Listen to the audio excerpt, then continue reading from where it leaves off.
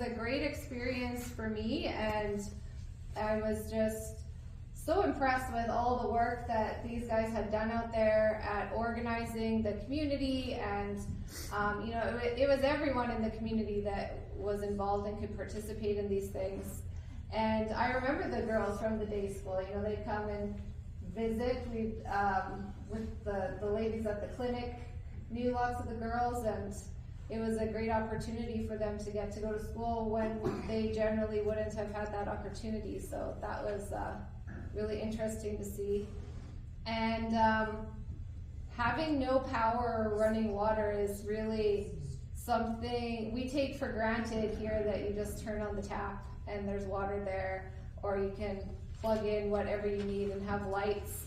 But there, at the time, I think only 10% of the country had power out in the rural areas. Does that seem about right? And even if you did have power, it was off half the week. Yeah, it's very spotty. It wasn't consistent. So at the marketplace, which is kind of like town center out in the rural areas, they would have they had electricity at the market, and people would go and, you know, pay to get their phones charged. So you'd go and you just leave your phone there and get it charged, and then come pick it up in a few hours. Or people would run things off of batteries. You know, they'd run a television off of like a car battery. So every night I used to have to take the car battery out of the Land Rover and keep it under my bed to make sure nobody would steal the car battery, and then carry it back out in the morning. Does anyone have any questions? Were the brakes working well on the Land Rover? Sometimes. People used to turn the engine off when they're going downhill. Was like the local custom, because to save gas, right? But the brakes don't work properly with the engine off. I learned. So then the hills are very steep, and when it's the, you know, rainy time of year, things get really muddy and slippery too. So it's a little bit tricky. Hi. When you were building the pipeline, I'm wondering what role did the government play in preventing you from building the pipeline? The fauna, the flora, That's an excellent question. So a big part of that forest is or was at the time anyway, a reserve. Part of my role was to wait outside of a lot of government offices in an attempt to get permits. So there was a few different permits we had to get. We had to get a permit from the forest ranger guy, and I spent a lot of time sitting outside of his office. There are a lot of rules. We couldn't cut down trees without permission.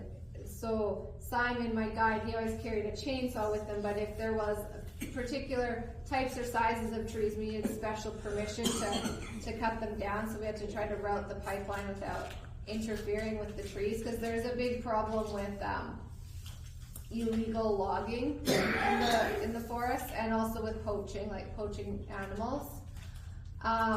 So at the time that I arrived there, the government it was a newly elected government, and they were really keen on preventing or eliminating corruption, and that made things tricky because payoffs to certain people got things done historically, but people were then getting prosecuted. Government employees were getting prosecuted for being corrupt, and so people didn't want to ask for bribes like they used to, was the impression that I got, but also they didn't really know how to do business without the bribes, so it was this kind of tricky situation to get things flowing. So I believe, I don't remember which permit it was, but there was one in particular we were waiting for, and The last week I was there is the week we ended up getting that permit. I went back and back and back to that office over and over again, but yeah, if it was in the city, like in Meru, then Ken or one of the other fathers would drive me. I didn't go past the tarmac. There's one paved road, the tarmac, that was, kind of down the mountain and how you got to the bigger city, and I only stayed in the kind of local region with myself driving, so.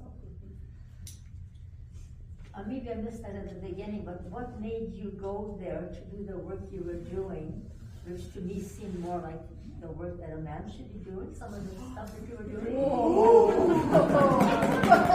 Should I say something about that? Where to start with that one? Well, I don't think there's any particular job that's a man's job or a woman's job. So you did a lot of physical, with the trees and so. So, I mean, like for me, I enjoy all types of work, the physical work and the mental work and the combining the two together. I've worked in construction my whole career. My whole family works in construction. My grandpa and my dad owned a construction company, so it's kind of what I grew up with. So that, yeah. What are you doing right now, Ray? Right now, I'm a senior project manager for Graham Construction. So mostly I work in the industrial sector. Right now I'm out at the BHP Jansen mine, working on that mine development out there. I was the project manager for the traffic bridge and the Chief Mistawasis Bridge here in Saskatoon that just opened a few years ago.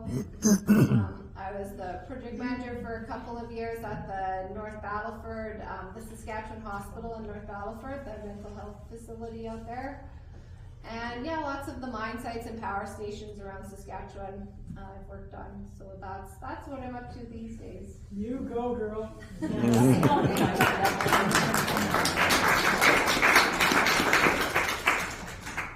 I really appreciate you sharing that.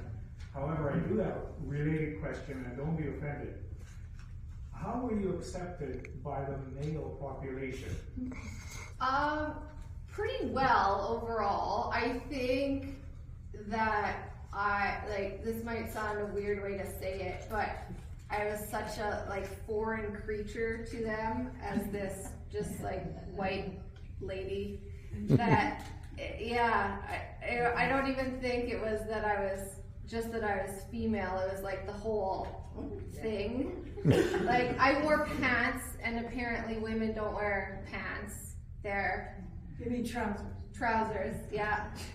I drove. There's not really many women in that region when I was there that drove. I smoked, unfortunately, back then, and women didn't really smoke either. So it was lots of things all mixed together. But I got along really well with the whole group. Actually, Simon was a lifesaver of just being there all the time, showing me what to do and what not to do, and it's like they just didn't think of me as a woman. I was just this engineer person. Yeah, maybe twice when I was there, when we had kind of a milestone thing where we had finished something important that day, they took me to the bar, I guess, in a couple of the markets, and it's just a little dirt floor hut that serves alcohol, but typically women don't go in there,